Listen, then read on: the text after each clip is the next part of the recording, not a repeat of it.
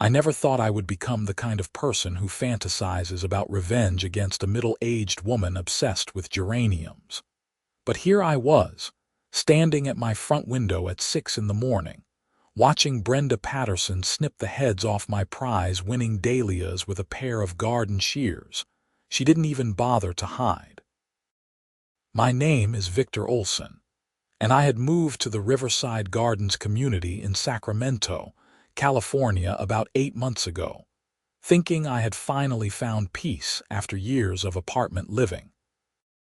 The neighborhood seemed perfect at first, with its manicured lawns, tree-lined streets, and friendly waves from neighbors walking their dogs. What I didn't realize was that Brenda Patterson, the HOA president, treated the entire subdivision like her personal fiefdom, and my flower garden had somehow become her sworn enemy. The problem started in March, just as my garden was beginning to bloom after a winter of careful planning and preparation. I had spent hundreds of dollars on bulbs, seeds, and plants, transforming my front yard into a riot of color that actually complied with every single HOA regulation I could find. I had checked the covenant documents 3 times, measured everything twice, and even submitted my landscaping plan for approval, which had been granted without comment. But Brenda had other ideas. The first time it happened, I thought maybe it was an animal. I came home from work to find a dozen tulips missing from the bed near my mailbox. The stems were cleanly cut, not torn or chewed, but I tried to give the situation the benefit of the doubt. Maybe someone's dog had gotten loose. Maybe a deer had wandered down from the foothills, though that seemed unlikely given our location. The second time, 3 days later, half my daffodils disappeared. Again, clean cuts. This time I noticed something else. A small pile of yellow petals on Brenda's front porch, 3 houses down from mine. I walked past her house that evening, casual-like, and spotted a vase in her front window filled with flowers that looked suspiciously like mine. I told myself I was being paranoid. Daffodils were common. Lots of people grew them. But then I installed a doorbell camera, one of those fancy ones that records motion 24/7, and the truth became undeniable. At 5:47 a.m. on a Tuesday morning, clear as day, the camera caught Brenda Patterson walking up my driveway in a lavender velour tracksuit, garden shears in hand, helping herself to my flowers like she was shopping at a free market. She didn't even look around to see if anyone was watching. She just snipped away, filling a small basket, then walked back to her house with her head held high. I was livid. I saved the footage and marched down to her house that evening after work, my phone in hand with the video queued up and ready to play. Brenda answered the door with a smile that didn't reach her eyes. She was a woman in her mid-50s with short blonde hair that looked like she got it styled twice a week, perfectly applied makeup, and the kind of outfit that screamed, "I have nothing better to do than judge my neighbors." Today it was a crisp white blouse and khaki pants that probably cost more than my monthly water bill. "Victor," she said, drawing out my name like it tasted bad. "What can I do for you?" "You can stop stealing my flowers," I said, trying to keep my voice level. "I have you on camera, Brenda. This morning at 5:47, you came onto my property and cut my flowers without permission." Her expression didn't change. Those flowers were a community enhancement. I was simply redistributing them to where they could be better appreciated. I blinked, certain I had misheard. Better appreciated.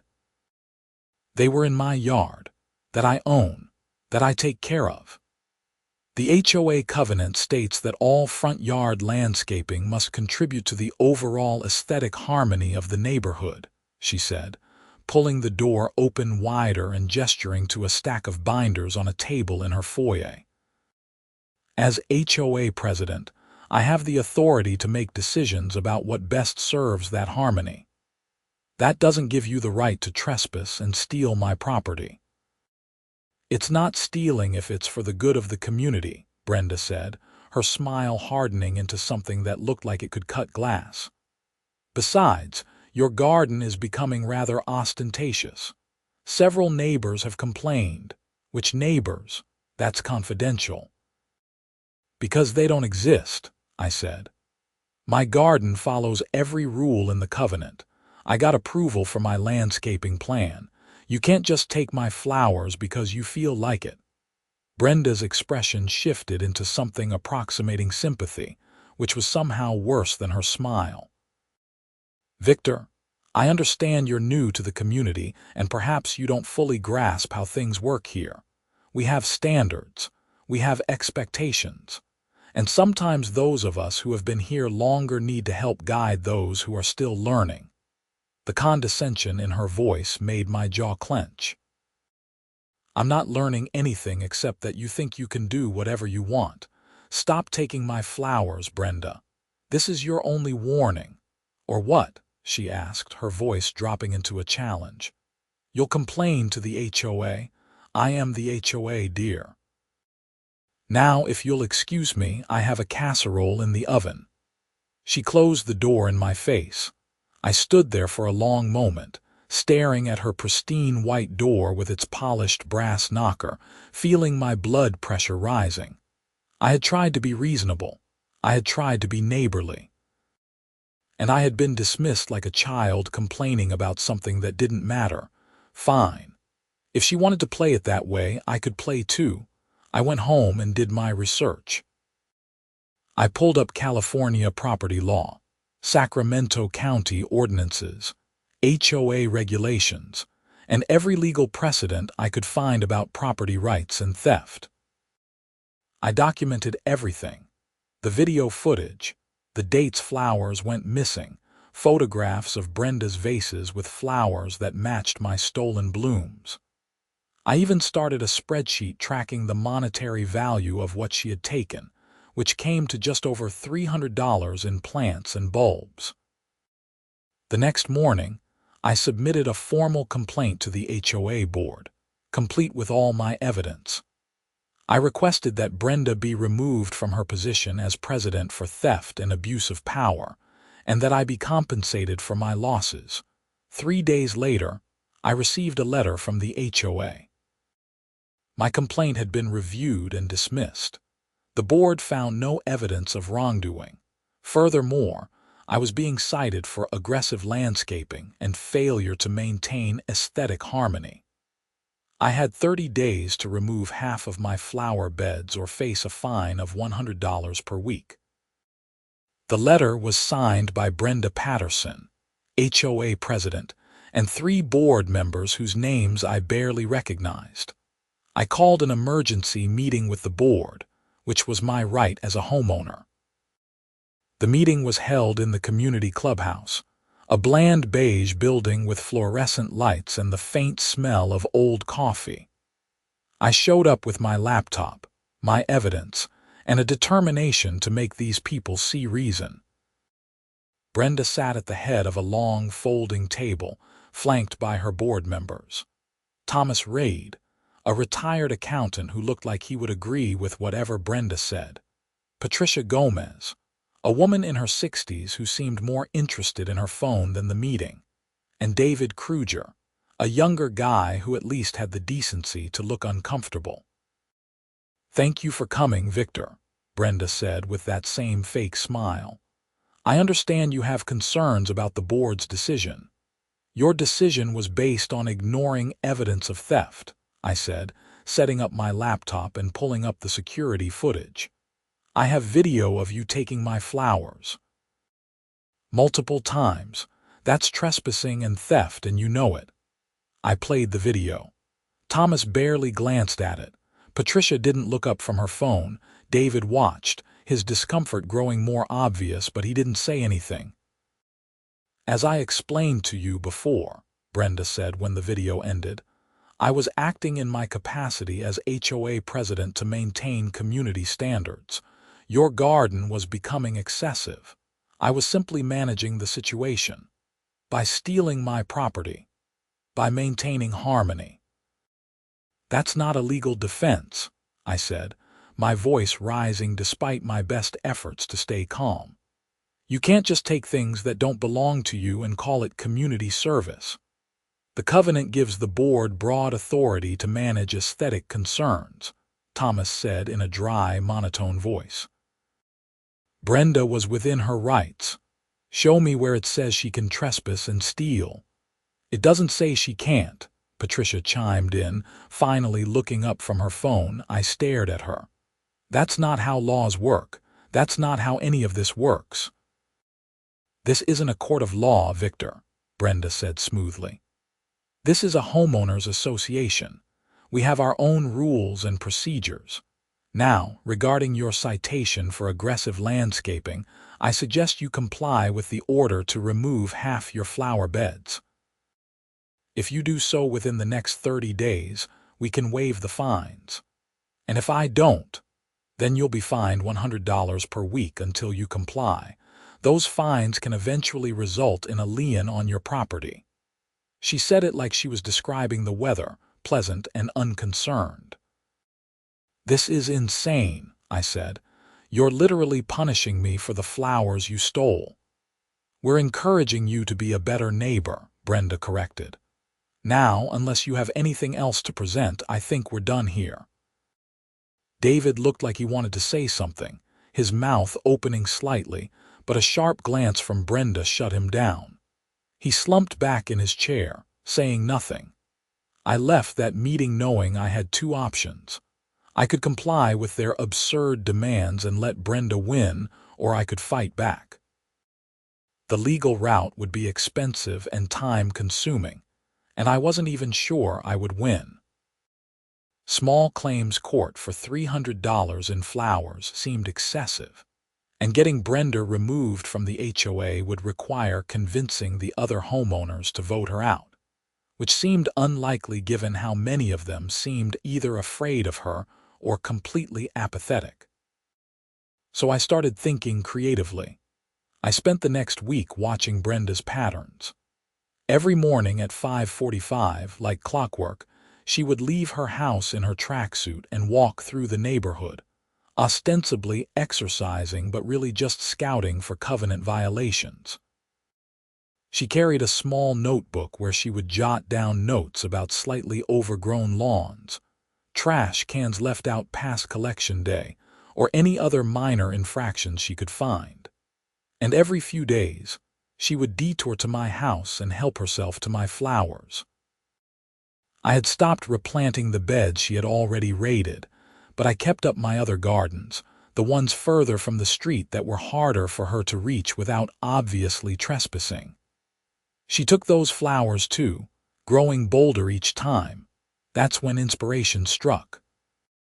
I was in the garden section of a local nursery, pricing out new plants and trying to decide if it was even worth replanting, when I spotted them, stinging nettles. The plant label warned about the fine hairs on the leaves and stems that could cause painful rashes and irritation on contact. They were classified as an herb, sometimes used in cooking once the stinging hairs were neutralized, but in their raw state, they were basically a botanical defense system. An idea began forming in my mind. I did my research first, making sure what I was planning wasn't illegal. Stinging nettles weren't prohibited plants in California. They weren't classified as invasive in Sacramento County. And according to the HOA covenant, which I had now memorized, there was no specific list of banned plants, only vague language about maintaining aesthetic harmony and keeping lawns neat and well-maintained. Stinging nettles, properly maintained, could fit within those guidelines. They were green, they could be kept neat, and they had small flowers that were actually quite pretty if you didn't look too closely. The fact that they would deliver painful consequences to anyone who grabbed them without gloves was just a natural characteristic of the plant. I bought 6 large stinging nettle plants, along with heavy-duty gardening gloves, long sleeves, and a renewed sense of purpose.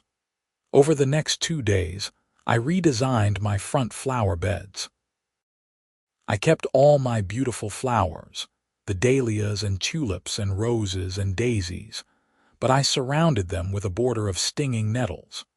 Not obvious enough to look like a trap, but positioned so that anyone reaching for my flowers would have to push past the nettles to get to them. I planted them carefully, wearing my protective gear, and arranged them to look like an intentional design choice, an herbal border for my flower garden. The nettles blended in surprisingly well. Their leaves were a vibrant green, and the small clusters of tiny white flowers added a delicate touch. To the casual observer, they looked like any other decorative foliage. You wouldn't know they were dangerous unless you touched them. I finished planting on a Saturday afternoon, watered everything thoroughly, and added a small decorative sign to my garden that read "Herb and Flower Garden" in tasteful script. Then I waited. Sunday morning, my security camera caught Brenda on her usual route. She slowed as she passed my house, examining the new plants with a critical eye. She even stopped for a moment, her head tilted, studying the layout. But she didn't come closer, and she didn't take anything. Monday morning, same thing. She walked past, looked, but didn't approach. I started to think maybe she had finally gotten the message, that the evidence of her theft had scared her off, or that she had found some other garden to raid. Part of me was almost disappointed. I had gone to all this trouble with the nettles, and it seemed like I wouldn't even get to see them in action. Then came Tuesday.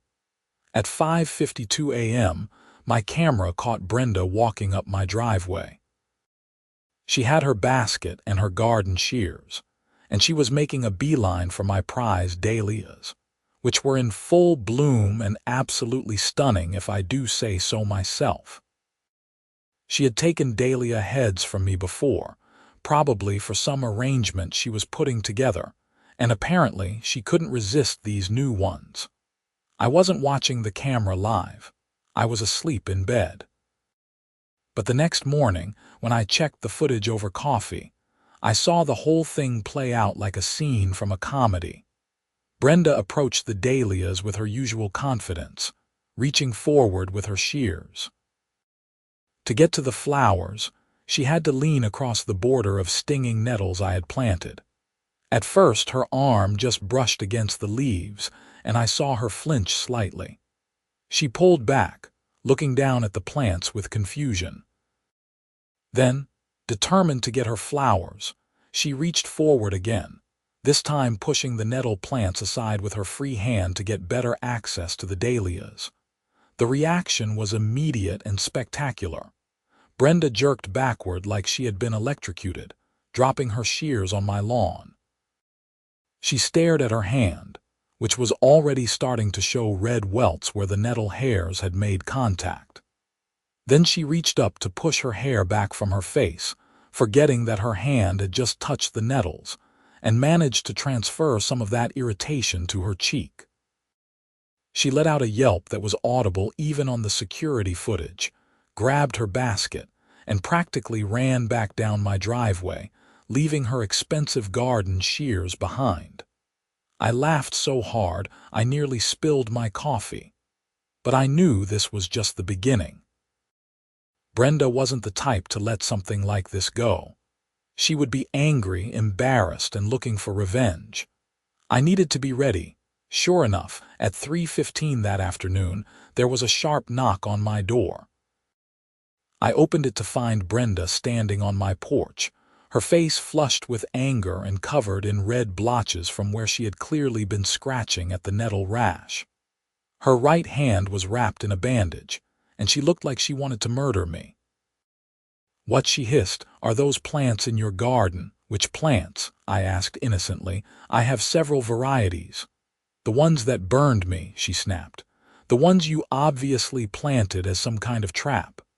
"Oh, the stinging nettles, they're an herb. I'm thinking about making tea with them.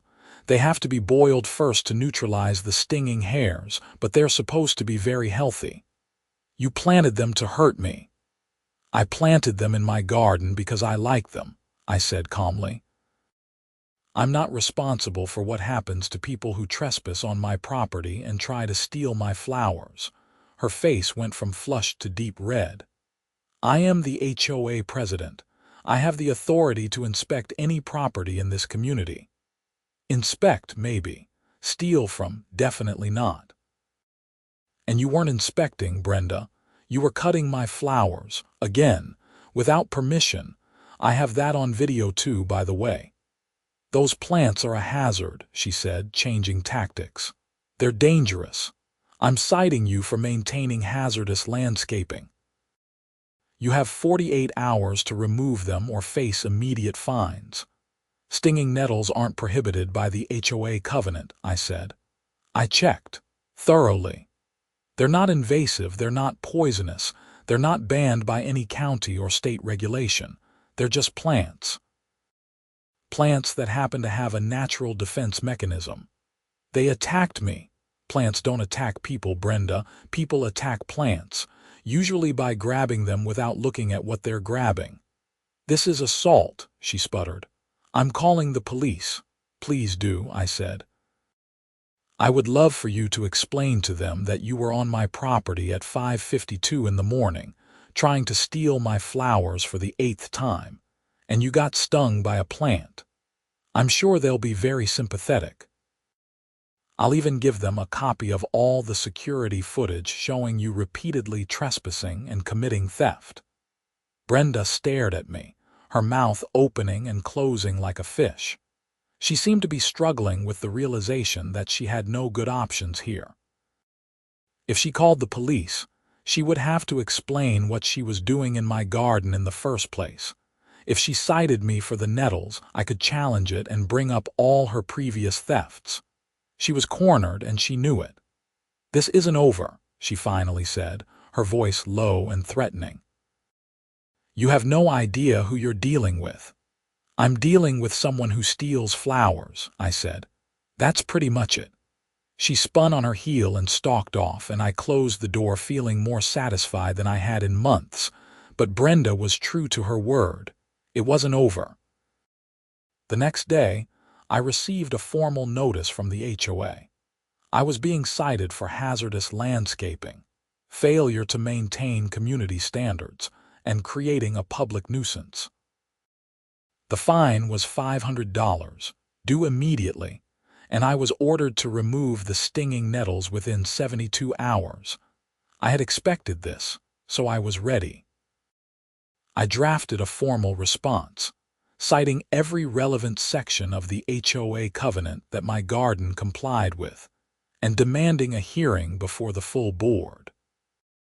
I also included a detailed account of Brenda's repeated thefts, complete with timestamps from my security footage, and a letter from my lawyer that I had consulted, just in case, which pointed out that theft is a crime regardless of whether the thief holds an HOA position.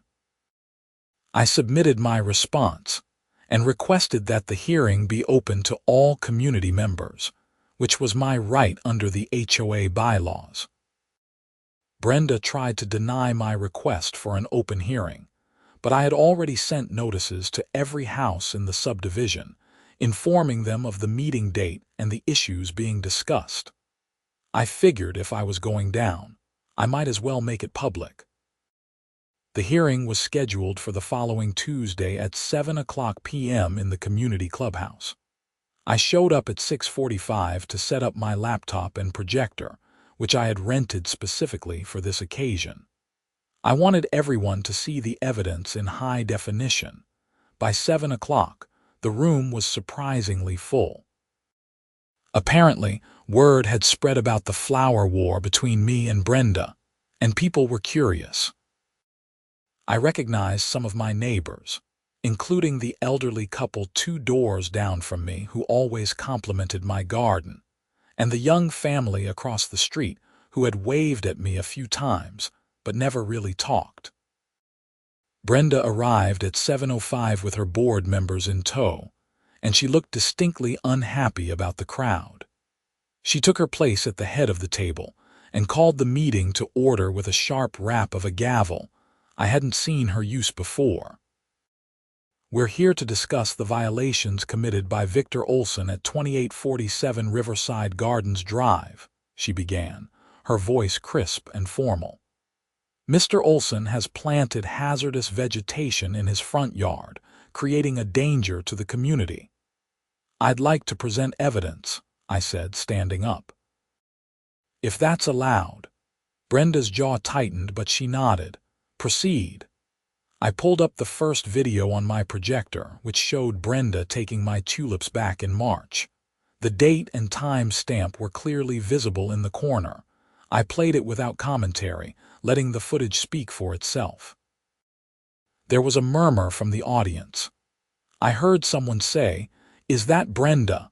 I played the next video, showing her taking my daffodils. Then another, showing her taking my roses. Then the footage from the morning she got stung by the nettles, where she was clearly attempting to cut my dahlias without permission. By the time I finished, the room was buzzing with conversation. People were looking at Brenda with expressions ranging from surprise to disgust. "As you can see," I said, "the stinging nettles were planted in my garden as a natural deterrent to theft. They're a legal plant, not prohibited by any HOA regulation, and they only affect people who try to grab them. People who, for example, are trespassing on my property to steal my flowers." "This is taken out of context," Brenda said, her voice tight. "I was performing my duties as HOA president." "By stealing my flowers?" I asked. "Which duty is that?" "I was managing aesthetic concerns." "You were committing theft," I said flatly. 8 times. I have footage of all 8 incidents, along with receipts for the plants and bulbs you took, totaling $347. "Victor, this is hardly the forum for these accusations," Thomas Reed interjected, but his voice lacked conviction. He looked uncomfortable, like he was starting to realize he had backed the wrong horse. "This is exactly the forum," I said. "Brenda cited me for hazardous landscaping because I took steps to protect my property from her repeated thefts. The stinging nettles are a natural, legal plant. The only reason they're a problem is because she can't steal my flowers anymore." "I move that we dismiss the citations against Mr. Olson," David Kruger said suddenly. He was the youngest board member, the one who had looked uncomfortable during the previous meeting.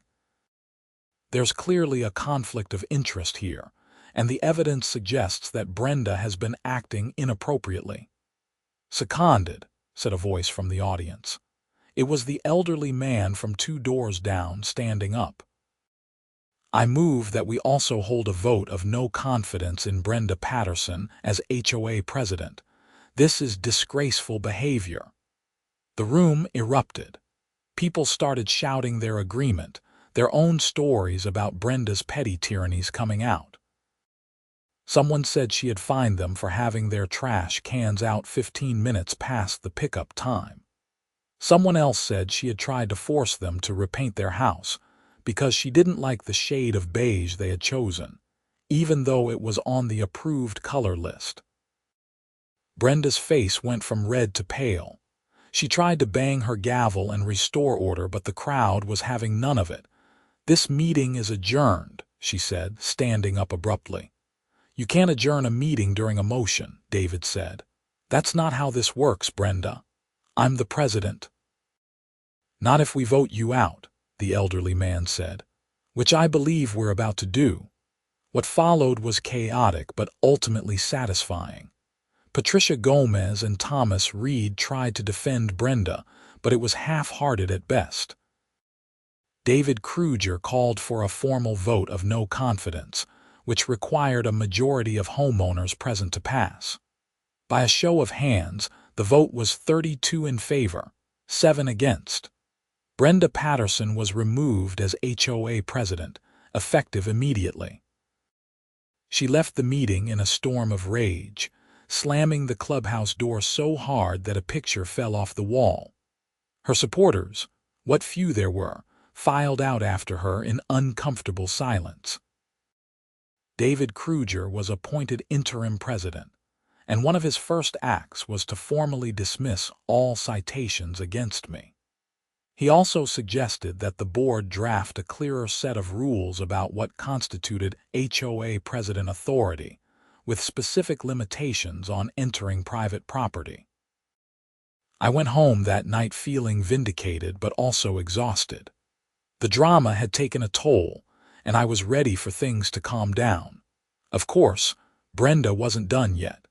2 days later, I came home from work to find my stinging nettles had been pulled out of the ground and thrown into the street. The plants were scattered across the pavement, their roots exposed, clearly ripped out with force and anger. My other flowers were untouched, but the message was clear. My security camera had caught the whole thing. At 2:17 p.m. while I was at work, Brenda had marched up to my garden and systematically destroyed the nettles. She wasn't even trying to hide it. She had done it in broad daylight, her face set in fury, yanking each plant out and hurling it into the street like she was fighting a personal battle. I saved the footage and called the Sacramento Police Department. The officer who showed up was a tired-looking woman in her 40s named Officer Chen. I showed her the footage, explained the situation, and provided all my previous evidence of Brenda's thefts and harassment. So she's been stealing your flowers for months, you planted something to stop her, and now she's destroyed your property in retaliation. Officer Chen summarized. That's the situation, yes, she sighed. HOA disputes are the worst, but this is pretty clear-cut. That's vandalism and destruction of property. Do you want to press charges? I thought about it. Part of me wanted to let it go, to enjoy my victory at the HOA meeting and move on. But another part of me, the part that had spent months being harassed and stolen from, wanted justice. Yes, I said. I want to press charges. Officer Chen nodded and made some notes. I'll go talk to her. Given the video evidence, we'll probably cite her for misdemeanor vandalism. She'll have to appear in court, and if convicted, she could face fines and community service. What about the thefts? I asked. Those are trickier because they're smaller amounts and spread out over time, but I'll include them in my report. If the DA wants to pursue it, they could add theft charges. Officer Chen left to go speak with Brenda, and I started the work of replanting my nettles. I had bought extras, just in case, and I put them back in the ground with a grim determination. If Brenda wanted to destroy them again, she would face another vandalism charge. An hour later, Officer Chen returned. I spoke with Miss Patterson. She denied everything at first, but when I told her we had video evidence, she changed her story to saying she was removing hazardous plants for community safety. I explained that removing plants from someone else's property without permission is vandalism, regardless of her reasoning. I've issued her a citation for misdemeanor vandalism. She'll have a court date in about 6 weeks. What was her reaction? I asked. Officer Chen's expression was carefully neutral, but I saw a hint of amusement in her eyes. She threatened to report me to my supervisor for harassing a respected community member. I gave her the number to our complaint line and told her to feel free. Between you and me, we get calls about HOA issues all the time, and they're almost always ridiculous. This is one of the more clear-cut cases I've seen. Thank you, I said, genuinely grateful. Just keep documenting everything, Officer Chen advised. If she retaliates again, call us immediately. People like her don't usually stop until they face real consequences. She was right. Over the next week, Brenda launched a campaign of petty harassment that would have been impressive if it wasn't so annoying. She called code enforcement on me 3 times for imaginary violations, all of which were dismissed after inspections found nothing wrong. She left passive-aggressive notes in my mailbox about being a good neighbor and respecting community values. She even started a petition to reinstate her as HOA president, though from what I heard, she only got 11 signatures. The new board, led by David Kruger, was doing its best to undo Brenda's legacy. They conducted an audit of HOA funds and discovered that Brenda had been spending community money on personal expenses, including her weekly hair appointments and several dinners at expensive restaurants that she had classified as board meetings, even though no other board members had attended. The amount wasn't huge, maybe $2,000 over 2 years, but it was enough to raise serious questions about her ethics. David called me one evening about 3 weeks after Brenda's removal. "Victor, I wanted to give you a heads up. We're planning to file a formal complaint about Brenda's misuse of HOA funds. We'll also be pursuing reimbursement for what she took.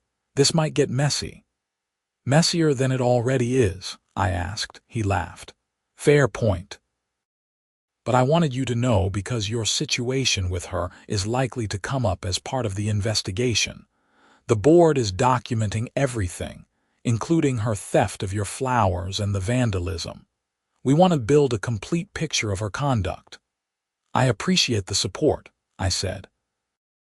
"You did us all a favor by standing up to her," David said. "Most people were too intimidated or too apathetic to push back. But once you did, it opened the floodgates. We've had a dozen homeowners come forward with their own complaints about her behavior." That was gratifying to hear, but it also made me sad. How many people had suffered under Brenda's petty tyranny because they were afraid to speak up? Brenda's court date for the vandalism charge arrived in mid-June. I took the morning off work to attend, wanting to see this through. The courthouse in Sacramento was the typical bureaucratic building, all bland walls and fluorescent lights, with a smell of old paper and industrial cleaner.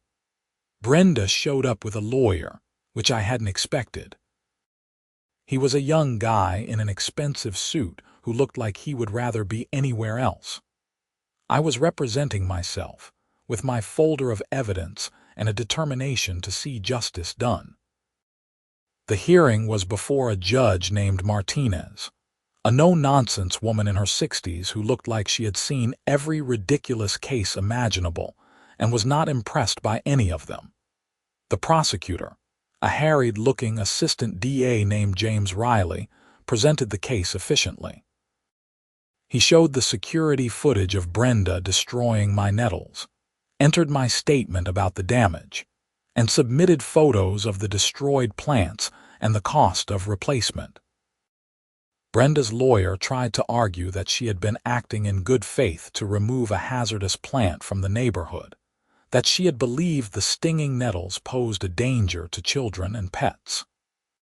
He painted her as a concerned community leader who had made an error in judgment, not a vindictive vandal. Judge Martinez listened to all of this with an expression that gave nothing away. Then she asked Brenda directly, "Miss Patterson, did you have permission from Mr. Olson to remove plants from his property?" "No, Your Honor, but as HOA president, were you acting in your official capacity as HOA president when you removed these plants?" Brenda hesitated. Her lawyer whispered something to her and she said, "Yes, Your Honor." "And did the HOA board authorize this action?" Another hesitation.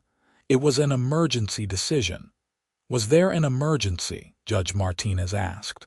"Were children or pets in immediate danger from these plants?" "They could have been." "That's not what I asked. Were there any reported incidents of anyone being harmed by these plants prior to your removal of them?" Brenda's lawyer interjected. "Your Honor, the potential for harm was, I'm asking your client, counselor." Judge Martinez's tone was sharp. She looked back at Brenda. "Were there any reported incidents?" "No," Brenda admitted quietly. And you removed these plants 2 days after being removed as HOA president, correct? Yes, but so you weren't actually acting in an official capacity, were you? You were acting as a private citizen with a grudge against your neighbor. Brenda's face flushed. That's not I was trying to protect, Miss Patterson, Judge Martinez interrupted. I've reviewed all the evidence in this case, including the security footage Mr. Olson provided showing you repeatedly taking flowers from his property without permission. The prosecutor also submitted that footage as context for this case. What I see here is a pattern of harassment that culminated in you destroying your neighbor's property out of spite. Your Honor, Brenda's lawyer tried again. My client has been a respected member of her community for 15 years. Your client has been stealing flowers and abusing her position of authority, Judge Martinez said bluntly. Now she's facing the consequences. Miss Patterson, I find you guilty of misdemeanor vandalism. You're fined $800 and you're to pay restitution to Mr. Olson for the cost of the destroyed plants and their replacement. You'll also perform 40 hours of community service. Additionally, I'm issuing a restraining order preventing you from coming within 50 feet of Mr. Olson's property for the next year. If you violate that order, you'll face additional charges. Brenda looked like she had been slapped. Your Honor, I live 3 houses away from him. How am I supposed to walk on the other side of the street? Judge Martinez said. Court dismissed. I walked out of that courtroom feeling like I could breathe properly for the first time in months. It was over, really over, but the saga wasn't quite done yet. About 2 weeks after the court hearing, David Kruger called another community meeting. The HOA's investigation into Brenda's financial misconduct had been completed, and the results were being presented to the homeowners.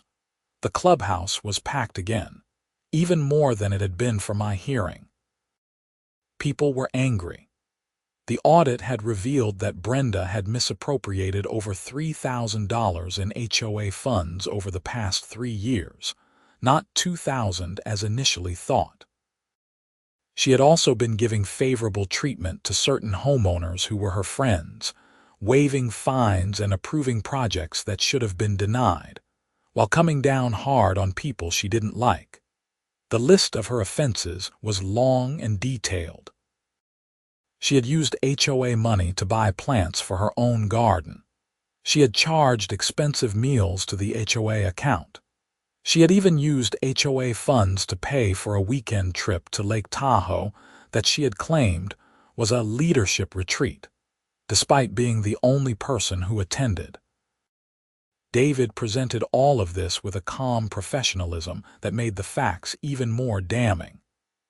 The board has decided to pursue legal action against Brenda Patterson for reimbursement of all misappropriated funds, plus interest and legal fees. We've also reported her conduct to the Sacramento County District Attorney's Office for potential criminal charges. The room buzzed with conversation. Someone asked, "Can we ban her from ever being on the board again?" We're drafting amendments to the HOA bylaws that will include term limits and stronger oversight of the president's authority, David said. We'll also be implementing a system where all expenditures over $100 require approval from at least 2 board members. This should prevent this kind of abuse from happening again. Another person asked, "What about all the fines she issued unfairly? Can we get those reversed?" We're reviewing every fine issued during Brenda's tenure, David said. If you believe you were fined unfairly, please submit a formal complaint to the board. We'll review each case and issue refunds where appropriate. The meeting lasted over 2 hours as people shared their experiences with Brenda's reign of terror. It was cathartic in a way, everyone finally able to speak freely about the problems they had been too afraid or too tired to address before. I shared my own story again, with more detail this time, and received a round of applause when I described planting the stinging nettles. Several people came up to me afterward to thank me for standing up to Brenda and to compliment my garden, which had fully recovered and was more beautiful than ever. As summer turned to fall, life in Riverside Gardens slowly returned to normal.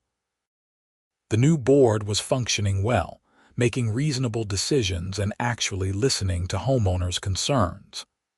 Brenda kept to herself, and I occasionally saw her walking on the opposite side of the street, true to the restraining order. She never looked in my direction, and I never acknowledged her. In October, I received a check from the HOA for $347, reimbursement for the flowers Brenda had stolen. It came with a formal letter of apology from the board for failing to address the situation sooner. I also received a check from Brenda herself for the cost of replacing the stinging nettles, along with a terse note that said only, "Restitution as ordered by the court." No apology, no acknowledgement of wrongdoing beyond what she had been legally forced to admit. I hadn't expected anything different. The Sacramento County DA's office ultimately decided not to pursue criminal charges against Brenda for the HOA fund misappropriation, determining that while her conduct was unethical, it didn't quite rise to the level of criminal fraud. However, the civil suit filed by the HOA was successful, and Brenda was ordered to pay back all the money she had taken, plus legal fees, totaling just over $5,000. I heard through the neighborhood grapevine that she was planning to sell her house and move away. Whether that was true or just wishful thinking from her many detractors, I didn't know. Part of me felt a little bad for her. She had clearly poured her entire identity into being HOA president, and losing that position so spectacularly must have been devastating. But then, I remembered all the mornings watching her steal my flowers, all the stress and frustration she had caused not just me but dozens of other homeowners, and that sympathy evaporated. She had brought this on herself through her own arrogance and petty cruelty. My garden flourished through the fall. The stinging nettles remained in place, a green border around my flowers that no one dared touch. I had learned to harvest them carefully, wearing gloves, and I actually did make tea from them a few times. It wasn't bad, kind of earthy and mild, though I'm not sure I could taste the alleged health benefits. More importantly, not a single flower went missing after I planted those nettles. The plants had done exactly what I hoped they would, created a natural barrier that protected my garden without harming anyone who left it alone. In November, the HOA held elections for a new permanent president. David Kruger won easily, running on a platform of transparency and reasonable governance. His first act as elected president was to establish a community garden in the common area near the clubhouse, where anyone could plant flowers or vegetables. It was a huge success, bringing neighbors together and creating something beautiful for everyone to enjoy. I volunteered to help with the community garden, sharing what I had learned about different plants and growing techniques. It was satisfying to use my knowledge to help others, and I met several neighbors I hadn't really talked to before. We formed a little informal gardening club, exchanging plants and tips and stories. One of those neighbors was Melanie Carlson, a woman about my age who lived on the other side of the subdivision. She had a wicked sense of humor and a passion for heirloom tomatoes. We started having coffee occasionally, talking about gardening at first but gradually expanding to other topics. By December, we were going out to dinner regularly, and I was starting to think that maybe some good had come out of this whole mess after all. On a cold Saturday in late December, I was in my front yard doing some winter preparation, mulching around my perennial beds and cutting back dead growth. The stinging nettles had died back for the winter, as they do, but their roots were still alive underground, ready to come back in spring. A car pulled up in front of my house, and I looked up to see Brenda sitting in the driver's seat. She didn't get out, just sat there looking at my house and garden. For a moment, I thought she might be about to violate the restraining order, and I was preparing to call the police. But then she just shook her head slowly, put the car in gear, and drove away. I never saw her in the neighborhood again. I learned a few weeks later that she had indeed sold her house and moved to Arizona to be closer to her daughter. Whether she had learned anything from the experience, I didn't know and didn't particularly care. She was gone, and that was enough. As winter deepened and my garden lay dormant under a blanket of mulch, I found myself reflecting on everything that had happened. It seemed almost absurd now, the idea that a dispute over flowers could escalate into theft, vandalism, court appearances, and a complete upheaval of neighborhood politics. But it wasn't really about flowers, of course. It was about respect, boundaries, and the way small acts of tyranny can grow unchecked when people are too afraid or too tired to push back. Brenda had gotten away with her behavior for years because no one had been willing to stand up to her. It had taken something as simple and petty as stolen flowers to finally bring her down. The stinging nettles had been the catalyst, but they were also a perfect metaphor. They looked harmless enough, just another green plant in the garden. But if you tried to grab them without respect, without understanding what they would sting you. They were a boundary that enforced itself, requiring no intervention from me once they were planted. In a way, that's what the whole situation had taught me. Sometimes the best defense isn't confrontation or escalation. Sometimes it's just setting clear boundaries and letting natural consequences do the rest. Brenda could have left my flowers alone at any time. She could have respected my property, followed the rules she was supposed to enforce, and been a fair and reasonable HOA president. But she chose not to, and the Nettles simply made the consequences of that choice impossible to ignore. As the year turned and spring approached, I started planning my garden for the new season. I ordered more seeds and bulbs, including some new varieties I wanted to try. And yes, I ordered more stinging nettles too. Not because I expected anyone to steal from me anymore, but because I had grown to appreciate them. They were hardy, resilient, and surprisingly beautiful in their own way. Plus, they made really good tea. My first spring in Riverside Gardens had been marked by conflict and theft. My second spring was shaping up to be much better. The community was stronger, the HOA was functioning properly, and my garden was about to be more spectacular than ever. On a warm morning in early March, almost exactly a year after Brenda first stole my tulips, I was out planting new flower beds when Melanie stopped by with coffee and pastries from a local bakery we both loved.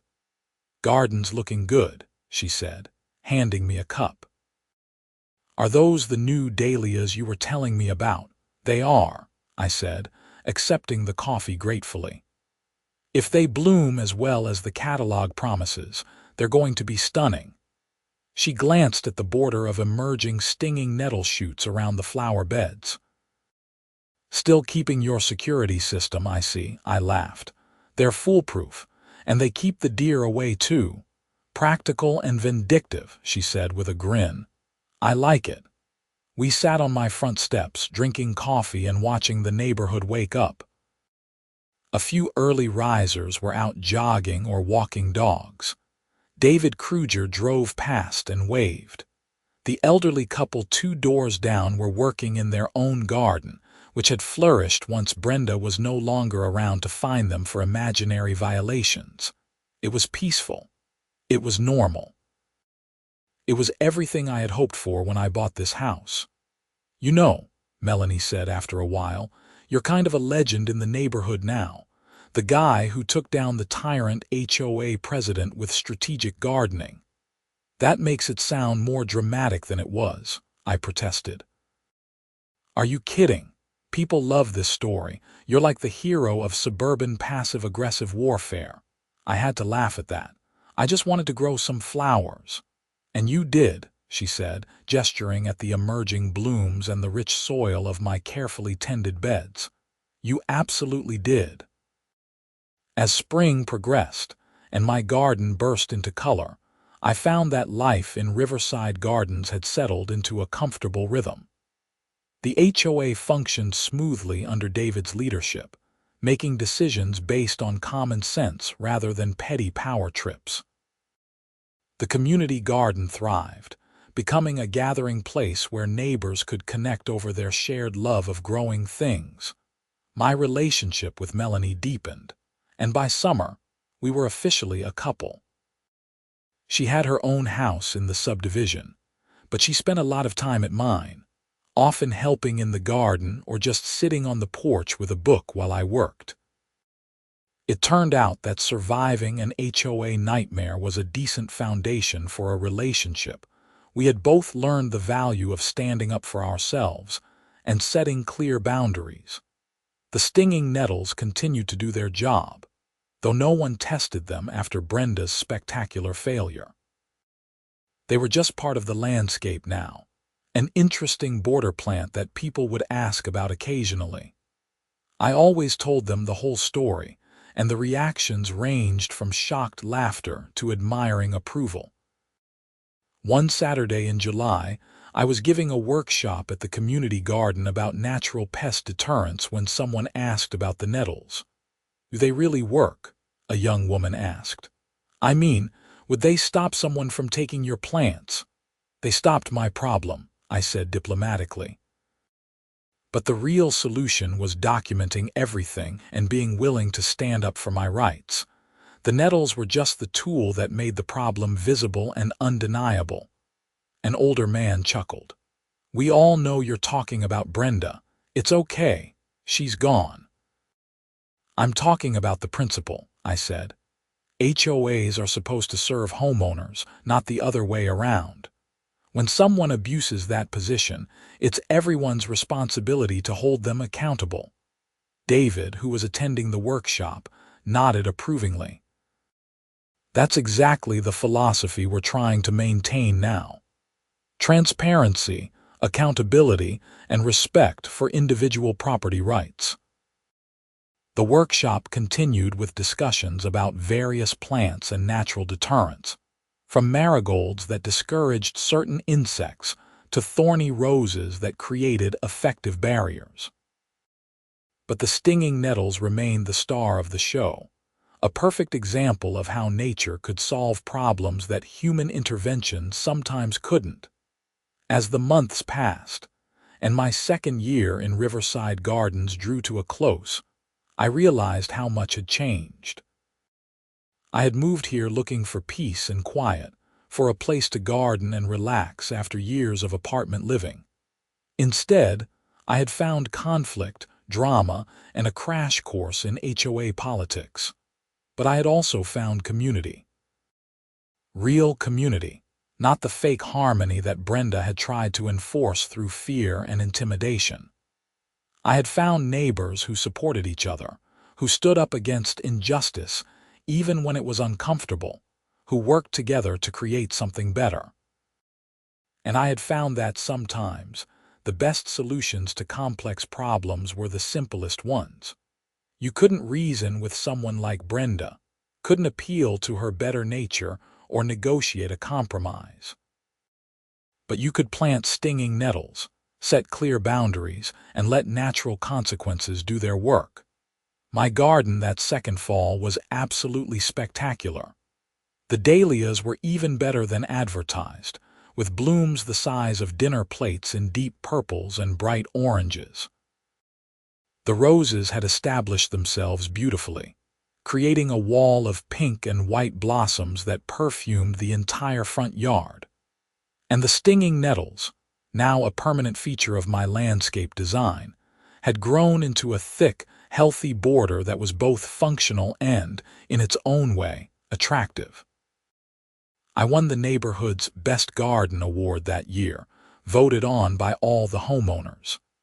David presented me with a small plaque at the fall community meeting, and I got a standing ovation. It was a little embarrassing but also deeply gratifying. Melanie threw me a celebratory dinner that night, inviting a dozen of our closest neighbors. We ate on her back patio, surrounded by the late blooming flowers of her own impressive garden, and talked about plans for the next growing season. "Are you going to expand your empire?" Someone asked me, joking about my front yard garden. "I'm thinking about it," I admitted. "Maybe add some beds in the backyard, vegetables probably, tomatoes, peppers, maybe some squash." "Protected by stinging nettles?" Melanie asked with a grin. "Obviously," I said. "Can't be too careful." Everyone laughed, and the conversation drifted to other topics, but I meant it. The nettles had earned their place in my gardening arsenal. They were a reminder that sometimes defense wasn't about aggression or confrontation, but about making it uncomfortable for people to cross your boundaries. As winter approached again and I prepared my garden for dormancy, I found myself thinking about Brenda occasionally. I wondered if she had found peace in Arizona, if she had learned anything from her spectacular fall from grace. I doubted it, people like her rarely did, but I hoped for her sake that she had at least found something else to focus on besides controlling her neighbors. For my part, I had learned plenty. I had learned about HOA politics, property law, and the importance of documentation. I had learned about standing up for myself even when it was uncomfortable. I had learned about community and how real bonds are formed through shared struggle, not enforced conformity. And I had learned about stinging nettles, those remarkable plants that looked harmless but protected themselves fiercely. They had solved my immediate problem, but they had also become a symbol of something larger, the idea that you don't have to be aggressive or cruel to defend what's yours. You just have to be clear about your boundaries and willing to let those boundaries have teeth. As I tucked my garden in for winter, spreading mulch and wrapping delicate plants, I felt a profound sense of satisfaction. This patch of earth was mine. I had defended it, improved it, and turned it into something beautiful. And when spring came again, I would do it all over, planting and growing and creating life. The stinging nettles would be there too, emerging from the soil with the first warm days, ready to protect the flowers around them. Not because I expected trouble, but because they were part of the garden now, part of the story of this place and what I had built here. And if someone new moved into Brenda's old house and got curious about the unusual border plants in my garden, well, I had a story to tell them. A story about flowers and theft, about petty tyranny and natural justice, about stinging nettles and the woman who learned the hard way that some boundaries enforce themselves. It was a good story. It was my story. And as I looked at my garden sleeping under its blanket of winter mulch, I knew that when spring came and the flowers bloomed again, it would be even better. The nettles would make sure of that.